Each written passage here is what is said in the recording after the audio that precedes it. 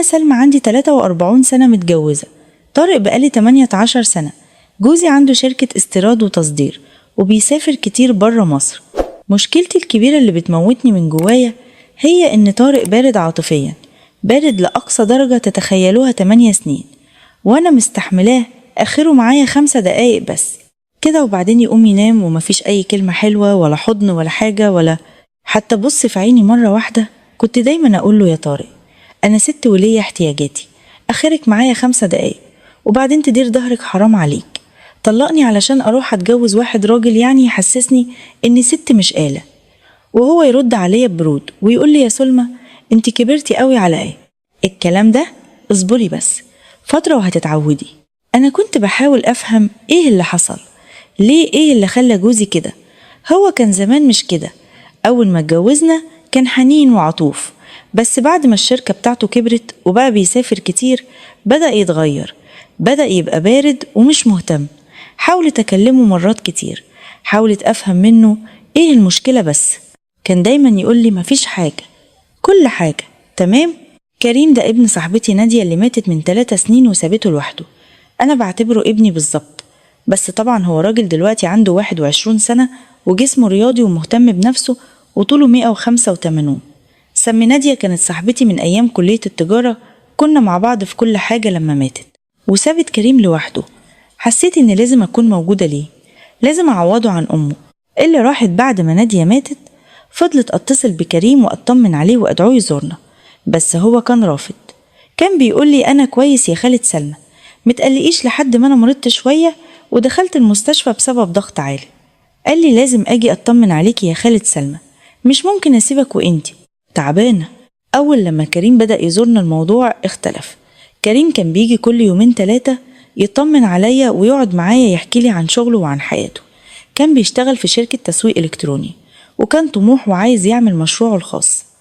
أنا عارفة إن جمالي وجسمي يعني لسه مظبوط ومليان زي ما بيقولوا، صدر كبير وخصر معقول، مش بعمل حساب لحد في لبس في بيتي، يا دوبك بلوزة وبنطلون جينز عادي كده، ومفيش حاجة تحت البلوزة علشان بكون في بيتي، وكمان بحب ألبس مريح. ده كله كان ممكن يعمل مصيبة مع شاب لسه صغير زي كريم، بس أنا كان في دماغي حاجة تانية خالص.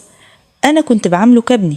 في يوم من الأيام كنت قاعدة في المكتب بتاعي في البيت وكنت بشتغل على اللابتوب. كريم كان عندي وقاعد معايا بيساعدني في شوية شغل على الكمبيوتر. كنت بطلب منه يجيب لي ملف كده عالي من الدولاب اللي في المكتب، وهو وراي يبقى يجيب لي الملف.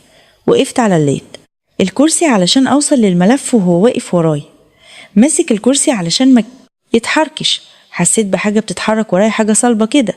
ده كان الموبايل بتاعه زي ما كنا يعني بنسميه.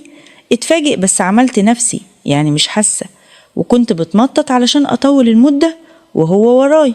ولما نزلت من على الكرسي قلت له اوعى بقى، أنا هجيبه المرة الجاية. ولما بصيت عليه لقيت الموبايل بتاعه كبير قوي وبارز بطريقة واضحة ووشه أحمر، بس ده ما كانش كسوف، ده كانت شرارة بدأت تولع في قلبي. من اليوم ده بدأت أحس بحاجة غريبة، بدأت أبص لكريم بطريقة مختلفة، بدأت ألاحظ جسمه الرياضي وإيديه القوية وطريقة كلامه الحلوة. كنت بقول لنفسي إيه ده اللي بيحصل لي؟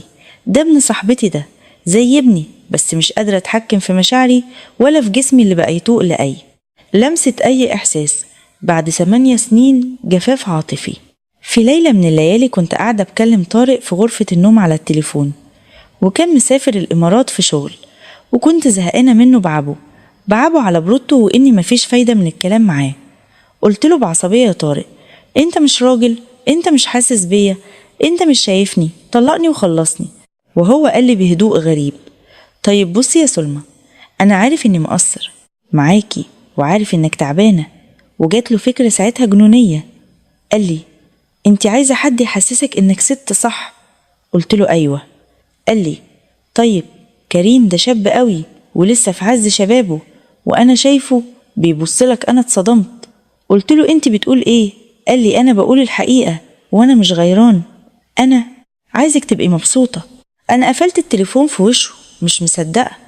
اللي سمعته جوزي بيقول لي اعمل علاقة مع كريم، ده جنون.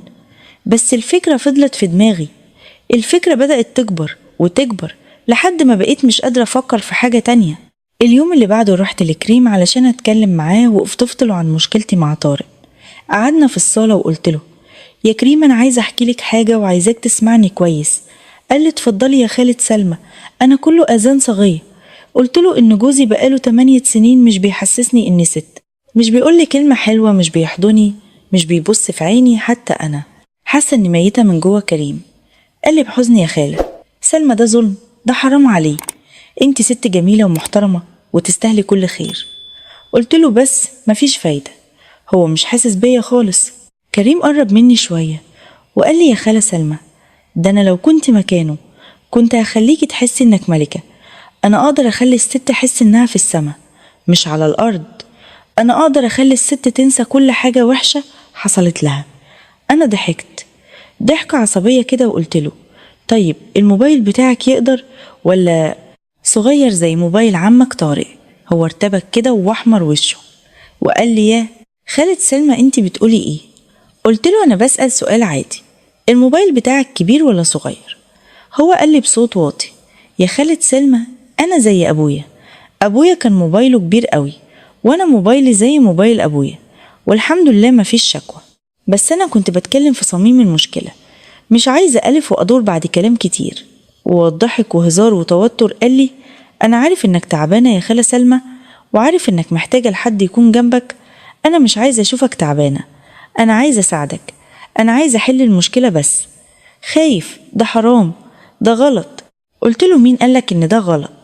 جوزي نفسه اللي قال لي إن ده ممكن يكون حل. هو اتصدم قال لي: عمك طارق قالك كده؟ قلت له: أيوة، هو عارف إنه مقصر معايا وعايزني أبقى مبسوطة. في اليوم التاني كريم كان قاعد في البيت وكان لابس بنطلون رياضي، بس كان في الأوضة بتاعته.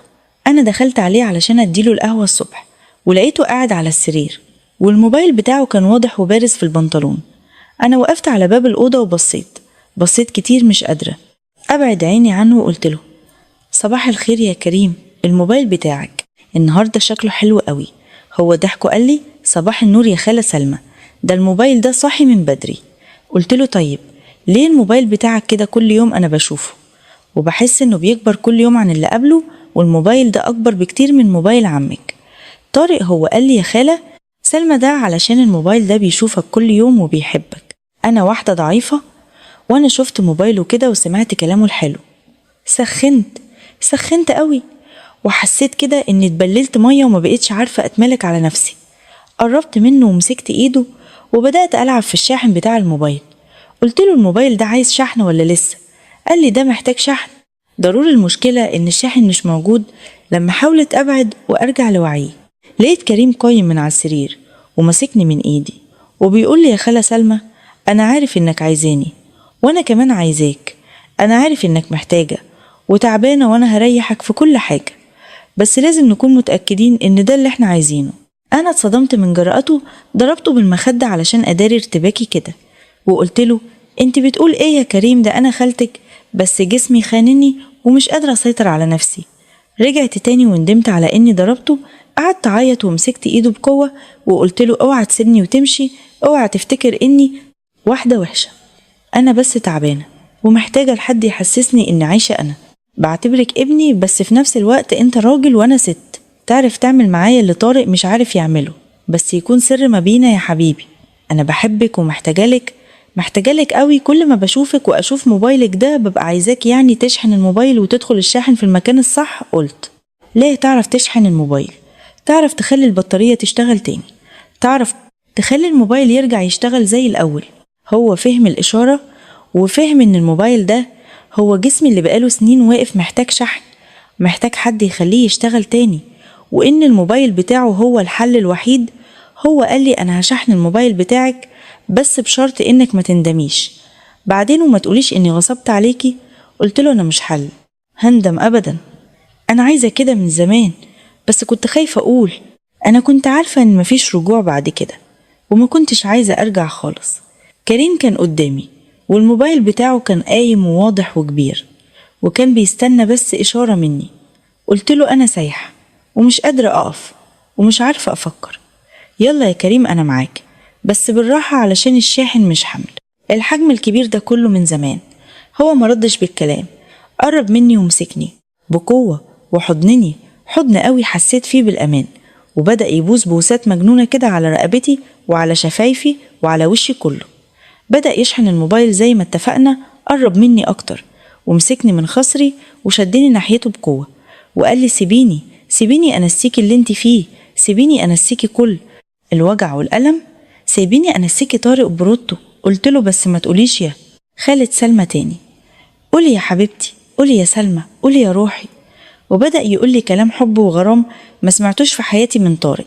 دخلنا غرفة المكتب علشان غرفة النوم فيها ذكريات مع طارق ومش عايزة أدنسها كريم.